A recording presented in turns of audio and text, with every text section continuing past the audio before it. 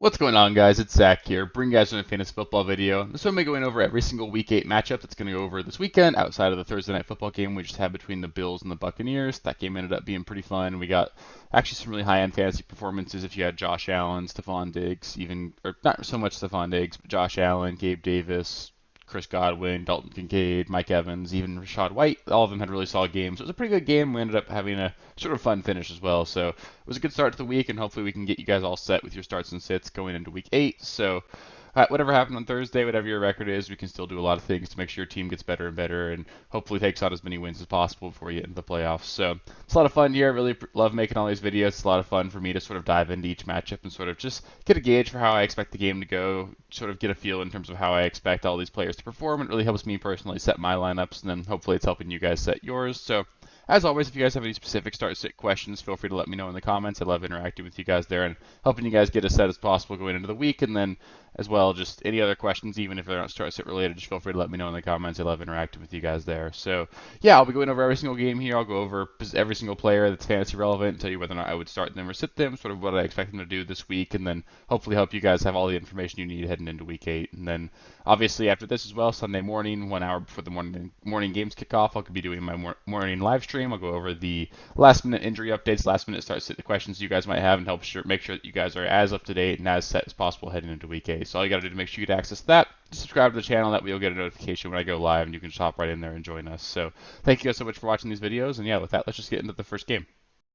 Starting things off, we've kind of got a gross one. We've got a game between the Jets and the Giants. I say gross because I don't expect there to be a whole lot of points scored in this one. It's supposed to rain. It's going to be cold in this game. Just not a very fun game environment at all. That being said, Breece Hall, Saquon Barkley, they're both auto starts for us. They're super involved in their offenses. They're really talented players. They need to be in lineups for sure. Garrett Wilson for the Jets, he'd be a low-end wide receiver 2 for me. He's receiving a ton of volume. This Giants defense doesn't really scare me, but on the flip side of that, I just don't like Zach Wilson, obviously. Reports are he wasn't very focused during the bye as well. Don't really know how real those reports are, but we'll see what happens here with Garrett Wilson. But you're still playing him for sure. Darren Waller for the Giants, he's obviously in your lineup. I still think he's sort of a bit of a sell high here, but he's obviously a tight end 1 going forward. He's got to be in starting lineups regardless of whether or not you want to sell high on him. And then Wandale and Jalen Hyatt, the only two other guys I want to even talk about. They're guys that have seen a lot more snaps, a lot more involvement in this Giants offense. I don't love them this week by any means, so I definitely wouldn't start them this week, especially with 0 buys. So I really hope you don't need to look that direction. But they're interesting long term for me, so I think they should be on rosters, and especially in deeper leagues, I want to be rostering them to see how things progress throughout the rest of the season. Next, we've got the Jaguars at the Steelers. This is a super fun game environment for the Jaguars. The Steelers have been just incapable of defending the pass so far this season. There's going to be a lot of ability for this passing game in Jacksonville to really get things going. That being said, Travis Etienne, Christian Kirk, Calvin Ridley, and Evan Ingram, they're all going to be in your lineup. So I think it makes Trevor Lawrence a low-end quarterback 1. I think they'll throw for a lot of yards in this one. The concern is just touchdowns. Touchdown luck hasn't really broken T-Law's way just yet. We've seen Etienne score 2 touchdowns in 3 straight weeks. Not sure if that'll continue or not. Probably won't. I do expect the touchdown luck to sort of bounce back towards T-Law over time. So I think you can start him. If you drafted him, you probably don't have a better option right now, but if you have like him and Kirk Cousins, I would lean Kirk Cousins, for example. So I think you can definitely start T-Law, but he's by no means a must start here. Zay Jones, I just want to talk about him. It sounds like he's not going to play again this week, but he's been really good in the couple games he's played so far this season. I do think he can stay on rosters, especially if you have an IR spot, but you don't need to play him just yet. Sounds like I said like I said earlier, he's not going to play in this game, it sounds like, but I think I definitely want him on rosters to see what things look like for him down the stretch. For the Steelers, Jalen Warren and Najee Harris, they're basically running back 3s for me. Hopefully you have a better option. I'm not super excited about either one of them. I think if I have to pick one, it would probably be Najee in this one, just hoping that he falls in the end zone, but I really don't love it. I'd just prefer to not play either one of them. George Pickens and Deontay Johnson, they're both solid wide receiver starts. It was nice to see George Pickens perform at a high level last week despite Deontay Johnson coming back. I think you could start both of them as like confident wide receiver 3s, although do keep an eye on Deontay Johnson. He missed practice on Thursday with a hamstring injury, came back to practice on Friday, so less concern there. I said it sort of flared up, but he feels better. But obviously when you miss a month due to a hamstring injury and then you're missing practice shortly after, it wasn't just a scheduled rest day. So a little bit of concern there, but I think you can still play Deontay Johnson, and then I'm not going to play Kenny Pickett here. It's just not worth going through that headache. Next, we've got the Eagles at the Commanders in an NFC East divisional matchup. I think obviously Jalen Hurts, A.J. Brown, DeAndre Swift, Devonta Smith, and Dallas Goedert. They're all going to be in your starting lineups. And the main question mark for a lot of you guys there would be Devonta Smith. Just don't be the guy that keeps play that has him on your roster and benches him for the one game he blows up. He's a stud. He's an alpha wide receiver in the NFL. I know A.J. Brown's been performing at a super high level lately, but I think better days are coming for Devonta Smith. I still think he's like a high-end wide receiver 2 the rest of the season, and I definitely want to get him in my lineups against what is a really bad Commanders secondary. I will also say if you're playing DFS, like any part of this passing attack is something that we want to attack. Just think back to the Chicago Bears game a couple weeks ago. This is a Commanders team that can give up really high ceiling performances to opposing pass catchers, so I want a piece of this Eagles offense probably if I'm playing DFS, but that's just sort of an aside there. So no real question marks really for me for the Eagles. For the Commanders, Sam Howell, he's a decent streaming option. The Eagles can get passed on this season. They really haven't had as quality of a secondary. They did just add Kevin Byard from the Tennessee Titans, so maybe that helps a little bit. Probably it's going to take him a little bit of time to get acclimated, though. I still think you can stream Howell, but probably you have a better option, especially in a week with no buys. Brian Robinson, he's like a desperation RB2 for me. I think you can play him, but the volume's concerning. He only had 8 carries last week, only got 23 yards. You're lucky he fell in the end zone for the second week in a row. That's what you're banking on for him against the Eagles. Again, you're really needing him to fall in the end zone. If he doesn't, he's just going to be a huge disappointment for you. So I prefer him in non-PPR formats. If you're in a PPR format, I just probably wouldn't want to play him. Antonio Gibson obviously should be benched. He's still involved in the offense, but just not enough from a fantasy standpoint. Terry McLaurin, he's a solid wide receiver too. I'm playing him. Curtis Samuel, he's a deeper league flex option, especially in PPR formats. I think you can play him, but I'm not excited about it. And then Jahan Dotson, not listed here. I would bench him. Just not super excited about his usage so far this season. I need to see it from him before I trust him in my lineup at all. And then Logan Thomas, he's an acceptable streaming option. I don't love it, but the matchup is okay, and he's been involved enough that from a tight end standpoint, you can certainly do a lot worse. Next, we've got the Rams at the Cowboys. For the Rams, Matthew Stafford should be on benches. I know that he's got an elite passing core right now or elite receiving core right now, and that is really exciting. But the touchdowns just really haven't broken his way. This is a Cowboys defense that could potentially just destroy this Rams offensive line. I don't want to trust it. I just prefer to keep Matthew Stafford on my bench. Darrell Henderson, he's a desperation running back too. I know he had 18 carries last week, but this is a tough Cowboys defense. The Rams are probably playing from behind in this one, so we could see more of Royce Freeman in this one. I think in general, I'd prefer to not be playing either Rams running back, but the fact of the matter is you probably spent 30, 45 on him or however much you needed to spend to get Darrell Henderson. If you have him, you probably needed him, so I get it if you need to play him. For the Rams, Cooper Kupp and Puka Nacua, they're absolutely must starts. They're both probably wide receiver ones the rest of the season. Puka Nacua has actually seen his target share increase since Cooper Kupp returned, so it's just insane. Really high end players for both of them. You got to keep playing them. Dak Prescott, he's an okay streaming option. This Rams defense is not great against the pass, and I think there are enough weapons for Dak that you could make things work here with Dak if you want to stream him. But again, in a week with no buys, you probably should have a better option than Dak Prescott this week. Tony Pollard, he's a low-end running back 1. You play him. CeeDee Lamb, low-end wide receiver 1. You play him. Michael Gallup and Brandon Cooks, I prefer to bench them. I just haven't really seen enough separation from either one of them. Brandon Cooks obviously had the big game against the Chargers 2 weeks ago before their bye. I would prefer him over Michael Gallup, but I really don't want to play either one of them. Hopefully you have better options, especially again in a week without any buys.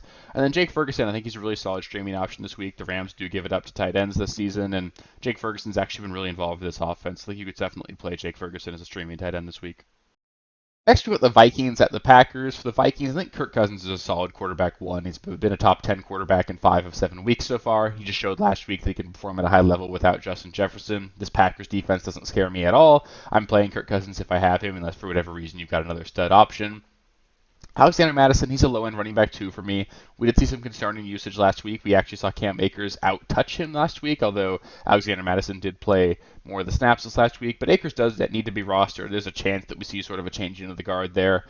My eye test, as much as I don't really like to say it, says that Cam Akers is better than Alexander Mattison. So we'll see what happens there. Madison's still fine. I think you can play him this week against the bad Packers run defense. But like I said, I don't love it. I have Madison in like 1 of my 7 leagues this season. I can't really move him, obviously. You're kind of stuck. You're not going to get high value for him, but I would definitely be concerned in making sure that you have better options going forward. But for now, I think you can still play him. You're hoping he falls in the end zone. Jordan Addison, he's a wide receiver 2. We saw him be elite last week. As long as Justin Jefferson's out, you're starting him.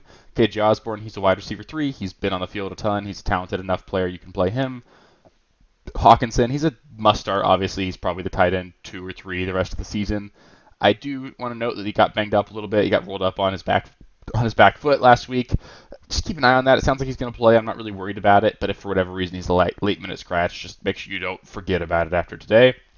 Brandon Powell, he's a deep league flex option. He actually looked pretty good for the Vikings last week. I like him as a player, actually, but he's not involved enough in this offense that he's a must start. But if you're in like a super deep league or you want to look his way in DFS, I actually like that this week. For the Packers, Jordan Love, he's a mediocre streaming option. The Vikings passing defense can be beat, but Love just really hasn't looked good so far this season. We've got no teams on bye, like I said. I would prefer to look for a better option than Jordan Love, but I get it if he's your best option. Aaron Jones, he would be in my starting lineup this week. I know it's been a rough start to the season for him. Matt LaFleur did indeed come out and say that he's not 100% yet. They need to be safe with him. And that being said, he's still a guy that could do a lot with 10 to 15 touches. With the state of the running back position, I know a lot of them are banged up. A lot of you guys are just looking for guys. If you have Aaron Jones, I think he just needs to be in your lineup. You just got to hope things work out there. I think I want to bench all of the Packers pass catchers, though. I just haven't seen any sort of consistency from any of them. Luke Musgrave is involved one week. They throw the ball at the running backs quite a bit in general. A.J. Dillon led the team in both rushing and receiving yardage last week. Christian Watson's banged up. It sounds like he's going to play, but I don't want to trust that. Romeo Doubs has been hot and cold so far. We've seen Jaden Reed in spurts. It's just too unconcentrated right now. They're using too many players. The passing offense isn't good enough. I would prefer to bench all of them, although if you have Christian Watson, you want to use him as like a deep league flex, you can do that. Same thing with Romeo Doubs, but I don't want to play any of them. I'm not going to play Luke Musgrave this week. I would just prefer to look elsewhere, but if you have to, I get why you might need to play Christian Watson and Romeo Doubs. Just don't expect a big game here. Next, we've got the Falcons and the Titans. We can make this one quick. For the Falcons, Bijan Robinson, Drake London, they're going to be in your lineup. Drake London's like a low-end wide receiver 3 for me, so you don't absolutely need to start him, but Titans can be beat through the air. Drake London's looked really good lately. I think I want to get him into my lineups if I can. Outside of that, for the Falcons, Kyle Pitts and Jonnu Smith, they're both low-end tight end ones. The Falcons threw the tight end position a ton this season. The sad part is just that they're splitting it between the two of them, so ideally you'd see them combine into one person, but that's not going to happen, so you can play them both low-end tight end ones, hope that you have the one starting that ends up scoring a touchdown. Outside of that, you're sitting Desmond Ridder, not excited there. And then for the Titans, the only Titan I would consider at all is Derrick Henry, and I really don't like it. The Falcons give up the least points to opposing running backs in the entire NFL this season. Even schedule adjusted, they give up the 6th least points to the opposing running backs in the entire NFL. They're a really good run defense, a really good defensive line there, and Derrick Henry's playing behind a really bad offensive line on a team without Ryan Tannehill. It's going to be really easy for the Falcons to stack the box here. You're really hoping that Will Levis comes in and actually performs at a high level for the Titans, and I'm not going to bet on that. So I think you're playing Derrick Henry. He's going to get the volume, probably get 25 touches in this one because they need him to, but I'm not playing anyone outside of him. I know Hopkins has been involved, but he's not going to see enough quality targets at all in this game for me to trust him. So it's Derrick Henry and no one else for the Titans this week. Next, we've got another pretty easy one, in my opinion. We've got the Patriots at the Dolphins. For the Patriots, it's pretty easy. Ramondre Stevenson, he's a solid running back, too. We've seen him be the running back 8 and running back 18 in each of the last 2 weeks. So that's promising. We're seeing him turn around after that really rough start. And then Kendrick Bourne, I think you can use him as a deeper league flex play, especially in PPR formats. They're scripting touches for him. They're using him close to the line of scrimmage. They're using him near the goal line. He's probably their most talented wide receiver. They need to be getting him on the field a lot more than Juju. I think you can play him in a deep league flex option, but do understand that he's been performing at a high level without Juju Smith-Schuster on the field. We could see Juju return this week, and that might sort of complicate things there. For the Dolphins, you're going to start them to Tyreek, Waddle, Mostert. They're all in your lineups. I know Tyreek was dealing with a hip injury. It sounds like he's going to be fine to go there. Mostert was dealing with an ankle injury. He said he's going to play. So you're starting those 4 guys. And outside of that, for the Dolphins, Jeff Wilson, he does need to be on rosters, but he should be on benches. We haven't seen him really perform at a high level yet in this offense. Mike McDaniel came out and said the plan was to get him more touches last week, but they just couldn't because of the game environment. We could see a better game environment for the Dolphins here. They're supposed to win pretty handily. I wouldn't be shocked if the Dolphins run away with this game. So Jeff Wilson could have a big game, and then you could be using him the next week, but don't play him this week. Next, we got the Saints at the Colts, and what I think is actually going to be a really sneaky good game, sort of like what we saw with the Colts and the Browns last week, where the Colts just play at such a high pace of play that there end up being a lot of fantasy-relevant options in this game because so many more plays happen. The Saints have sort of been the same. We've seen Derek Carr throw the ball a ton each of the last few weeks, so I think we could actually have a pretty high scoring, a pretty fantasy-relevant week out of these two teams this week. So for that reason, Derek Carr, he's not the worst streaming option. I've got one league where I'm playing him over Geno Smith this week, so not a special decision to make there, but I think Derek Carr is certainly a reasonable option as a streaming candidate. Alvin Kamara and Chris Olave, they are must-starts. This is going to start a 3-week stretch for Chris Olave where I really think he's going to go nuclear. Got to get him in your lineups. He's going to be a stud. I promise. I've been banking on it all season. I talked about it all off-season. He's a guy that I know he's underperforming so far, but this is probably going to be the week for Chris Olave, so do not bench him by any means. Michael Thomas, Rashid Shaheed, they're acceptable flex options. They're involved enough in the offense. Shaheed can always just make his day in one play, so you can play him if you want to, but I'd probably prefer to have better options than both these two guys this week. Just like I said, with no buys, I hope you've got better options here. Taysom Hill, he's a low-end tight end one option, but I'm not super confident in it. He's obviously been running a lot of routes lately, and that's been really encouraging to see. But Juwan Johnson should be returning from his injury this week. That might just knock Taysom Hill out of that role and make him just basically a gadget player again. And if that's the case, you're just banking on a short yardage touchdown for him to even be okay. But if he ends up continuing to run a lot of routes, we could see him actually be a really nice option the rest of the season, even if Juwan Johnson comes back. For the Colts, Gardner Minshew, he's an okay streaming option. Like I said earlier, he's throwing the ball a ton. He's thrown the ball over 50 times each of the last 2 weeks. It's hard to put up a bad fantasy performance when you get to throw the ball that much. And he actually is relatively mobile as well. He's not super mobile, but he did have 2 rushing touchdowns last week. He gives you a little bit on the ground as well. So you can play Minshew if you want to. Jonathan Taylor, he's a high-end running back too for me. This is probably going to be the last week that we have any sort of question marks surrounding him. I think he fully takes over from Zach Moss this week and ends up just being the workhorse. And then the rest of the season, it's going to be wheels up for him. So super excited to see Jonathan Taylor hopefully get a workhorse role here. And then Michael Pittman and Josh Downs, they're both probably in my lineups here. Pittman's obviously been really good all season. Josh Downs, especially in PPR formats, has just been a rock star. They're using him near the line of scrimmage. He's a good player. He had a deep touchdown as well last week. I want to play Josh Downs in PPR formats. And then if you're in a half PPR or non-PPR, I can understand not playing him. But he's been so good so far this season that I probably want to get him in my lineup as well. Next, we've got the Texans at the Panthers. So this is sort of them playing for the #1 overall pick, except the Texans don't even have their first overall pick next year. So a bit of a bummer for the Texans there, but at least they've got their quarterback. The Panthers, I don't know if they do, and they don't have that first overall pick either. So both these teams are playing for really, they're trying to win the season despite really being bad teams. So rough spot for those two franchises to be in, but at least I think the Texans have their guy going forward. Not so sure about Bryce Young yet. Regardless, for this week, Nico Collins, he's a wide receiver 2. Tank Dell is a wide receiver 3. I'm playing both of them. It sounds like Robert Woods is going to miss this week. That means we'll see a lot more concentrated target tree in this offense. I want to get both of them in my lineups against what's a really bad pass defense in Carolina. Dameon Pierce, he's a low-end running back 2. I know we saw a lot of Devin Singletary usage 2 weeks ago before their bye. I'm sort of in the mindset that it's a one-off. I'm not super excited about Dameon Pierce. I know it's been really rough for him so far, but this is a bad Panthers run defense. You can run on them, and I think Dameon Pierce is going to be a big part of the offense here. That being said, I'm not super confident in him. I've got one league where for my running back 2, I had to pick between Rachaad White and Dameon Pierce. I went with Rachaad White and didn't even really have to think about it. So far, I'm pretty happy with that decision. He did really well on Thursday, so I think I made the right choice there, and that's about where I would have put him, though. Very similar tier, but I think he's a tier below. I would play Dameon Pierce over either of the Panthers running backs, if that gives you some context, but if you have any specific questions, you can always let me know there. Other Texans, Dalton Schultz and CJ Stroud, they're both like low-end streaming options for me. We saw Dalton Schultz be a lot more involved a couple weeks before the bye. It was highly correlated to the weeks that Tank Dell missed due to his concussion, so just keep that in mind. But without Robert Woods in the field, I think there could still be enough targets to go around for Dalton Schultz. CJ Stroud, he's been a rock star so far. He's probably going to win Offensive Rookie of the Year. Really excited for the Texans franchise going forward with him, and I think you can play him what should be a plus matchup against the Panthers. For the Panthers, Chuba Hubbard and Miles Sanders, they're both running back 3s for me. I'd prefer to bench them if I can. I don't know how this is going to shake out. I still think that when healthy, Sanders is going to be the lead back in this offense, but the Panthers are switching up play callers. We could see a completely new Panthers offense this week, or at least them running things quite differently. I just don't want to trust it in a week where we have so much ambiguity there, but if you need to, I can totally understand you need to play either one of those guys. Outside of that, Adam Thielen, he needs to be in lineups. He's obviously been a rock star so far, but do keep an eye on his usage and his performance. If there's sort of a change in this offense, like I said, they're changing play callers over the bye week. We could see a maybe redistributed target tree here. If that happens, I would definitely take that to heart and take that seriously because that is going to be a change in coaching scheme and change in decision making this team has made. That being said, sort of in the same vein, I'm not playing Jonathan Mingo, but he does need to be rostered. We see often these rookie wide receivers, and rookies in general, become more involved in their offenses after the bye. This team is coming off of their bye right now, so we could see Jonathan Mingo sort of surge forward. I also think that we could see Adam Thielen sort of fall off over the course of the season, so I'm not giving up on Adam Thielen by any means. I still think he's a solid wide receiver 2 the rest of the season, but Mingo needs to be on rosters just in case we see that shift here. Next, we've got the Browns at the Seahawks. For the Browns, I think Amari Cooper is probably the only player that I'm confident in at all. The Browns' backfield just seems really muddy right now. It sounds like Jerome Ford might actually suit up. He impressed the franchise today with how he was able to really actually run on that ankle. It sounds like it was a mild high ankle sprain. So it sounds like he might actually play here. And I think that kind of just nukes the whole backfield. I think that in general, if Jerome Ford sits, I'm really confident in playing Kareem Hunt. But if Jerome Ford plays, I think Kareem Hunt's a really scary proposition in the starting lineup here. The Seahawks run defense has actually been really good so far this season.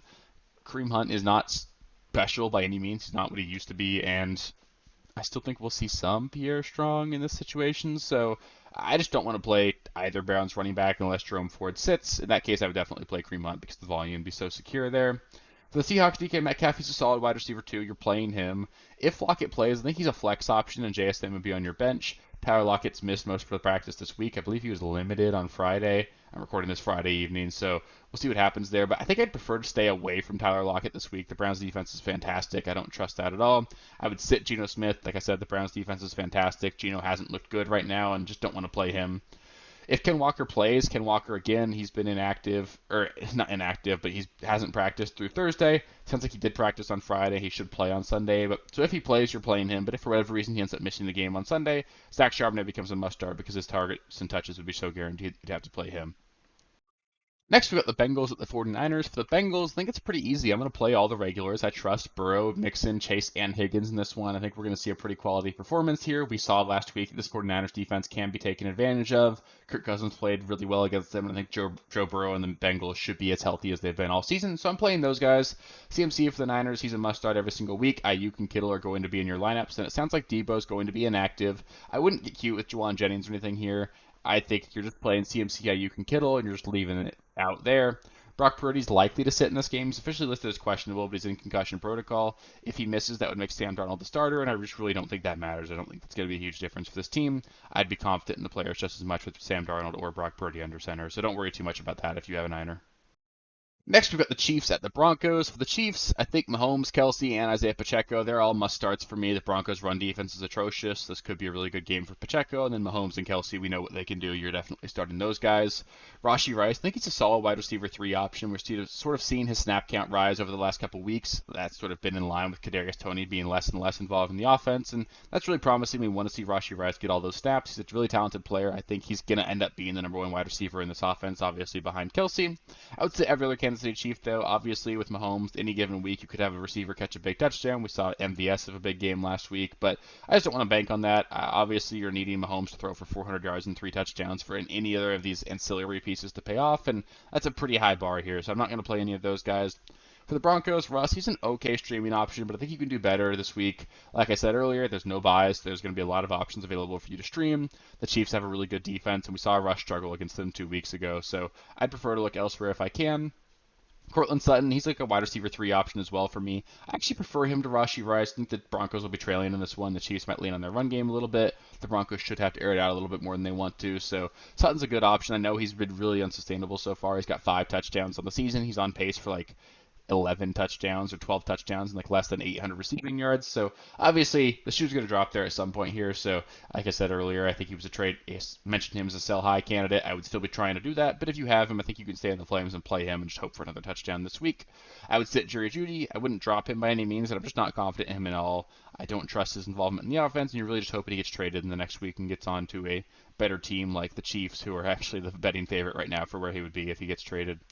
For the Broncos, Javonte Williams, he's a low-end running back too. Sort of excited about him over the second half of the season. He leads the NFL in carries among running backs who have not scored a touchdown. So touchdown luck just really hasn't broken his way yet. He's looking better and better so far. I have sort of actually seen like some flashes of the old Javonte lately, and that's really promising because earlier on in the season I just really didn't think he had any juice, but it looks like he's sort of acclimating a little bit. He's second in the NFL in yards after contact per carry right now behind Breece Hall. So really good company there. I think Javonte Williams is definitely a decent start this week. And if the Broncos do want to actually win this game, their best chance is probably going to be to sort of slow the game down, make it a low-scoring game, and lean on Javonte. And they had some success doing that 2 weeks ago. They just didn't really commit to that maybe the way they should have. And I would keep rostering Jaleel McLaughlin. He's a really talented player. I wouldn't play him yet, but I think we're going to see Samaje Perine get phased out of this offense. It'll be a 2 running back backfield of McLaughlin and Javonte, sort of like how in the offseason we always thought it was going to be Perine and Javonte. I think it can just end up being those two. Maybe they trade Perine for just a 7th round pick or something here at the deadline, and then we see McLaughlin get a chance to really shine here. So keep rostering McLaughlin, but don't play him this week. Next, we got the Ravens at the Cardinals. For the Ravens, it's pretty easy. Lamar, Andrews, and Flowers, they're all in your lineups. They've been super consistent so far this season. They're really high-end performers. You've got to get them in your lineups, especially in a plus matchup here. Gus Edwards, I think he's almost a must-start. This Cardinals run defense has just been absolutely atrocious. I think it's 3 straight weeks now we've seen a running back against the Cardinals see 20 carries. Probably not going to get to 20 carries for Gus Edwards because they'll split it between too many guys, but he'll end up with probably 15 carries for 70 yards and a touchdown in this one. I want Gus Edwards in my lineup this week. He's not going to have an 80-yard reception like he did last week, but I think he's a really solid running back 2 play, so I can't see myself really benching him if I have him. Marquise Brown, he's a decent wide receiver 2 or 3. You're playing him. I think DeMarcado can be used as a desperation running back 2, but I don't really want to. The usage was really encouraging last week. We saw him play 80% of the snaps. Keontae Ingram didn't record a touch, so that is something we need to keep in mind here. But this is an offense that really isn't going to move the ball very well. There will be limited scoring opportunities, so you're banking on him catching 3 or 4 passes to make himself fantasy relevant. In PPR formats, you can play DeMarcado here, but I would prefer, obviously, Gus Edwards. I just don't think I want to play DeMarcado, but I get it if you absolutely have to. I know some people are in really desperate running back situations. And then Trey McBride for the Cardinals. He's interesting. Zach Ertz got placed on IR here, so for the next 4 weeks at least, we're going to see a lot of Trey McBride in Arizona. I don't want to play him this week. The Ravens are a really tough matchup. I want to see Trey McBride be involved in this offense. Maybe see Kyler Murray comes back. It sounds like Murray's not going to play this week, but he'll probably play as soon as next week. And when that happens, we could see this whole offense elevated. And then right after the bye, we're going to see James Conner come back as well. So this whole Cardinals offense could take a step up as soon as week 11. Could be a really, honestly, above average offense after that. But until then, I'm probably just fading them if I can outside of Marquise Brown. Next, we've got the Sunday Night Football game between the Bears and the Chargers. Believe it or not, if the Bears win this game, they will have a better record than the Los Angeles Chargers. There are a lot of reports surrounding the Chargers that if Brandon Staley and the Chargers lose this game, they will fire Brandon Staley. So Staley's coaching for his job this week. I think that's a pretty reasonable thing to say. I think it's maybe a little bit past due, even though I did like how aggressive he was and stuff earlier on in his career, in his coaching career, like going for it on 4th downs his rookie year as a head coach. But that being said, I just don't think Brandon Staley's worked out for the Chargers, and it's probably about time for them to move on. However, I do think this actually ends up being a get-right week for the Chargers. They play a really bad Bears defense. I don't think the Bears are going to be able to stop the Chargers really at all this week. I'm only playing DJ Moore from the Bears, and he's at best a wide receiver 3 for me. Last week, Tyson Bagent averaged 2.1 yards in terms of average depth of target. That is not going to get it done from a fantasy standpoint. Obviously, the Bears won the game. They beat up on the Raiders, who played really poorly last week, but they're going to have to air it out a little bit more this week if they want to compete. The Chargers are going to put up points. I don't really trust Bagent to make that happen. DJ Moore is going to see enough target share that you can play him, but he's probably a wide receiver 3, and I'm really just not excited about any sort of ceiling there. Herbert, Eckler, and Keenan Allen, they're all in your lineups for sure. You definitely got to play them. I want to play Joshua Palmer if he's active. He was inactive, or he didn't practice Tuesday or Wednesday or through Thursday. Logged a limited practice on Friday, so I think if he plays, you can play him, but there's a little bit of concern there. But he seemed like he's a really important part of this offense. I think I do want to play him if he's active. Just sort of keep in mind, we need to stay up to date with those injury updates, make sure he's not going to be on a snap count or any of that. But just 2 weeks ago, going into the Monday night game, he was questionable up until game time, came to that decision and played, and was no issue there. So just keep that in mind. I think you can do a lot worse than Joshua Palmer this week, though. He's a solid wide receiver 3. And then Gerald Everett, he's not the worst tight end option either. He's been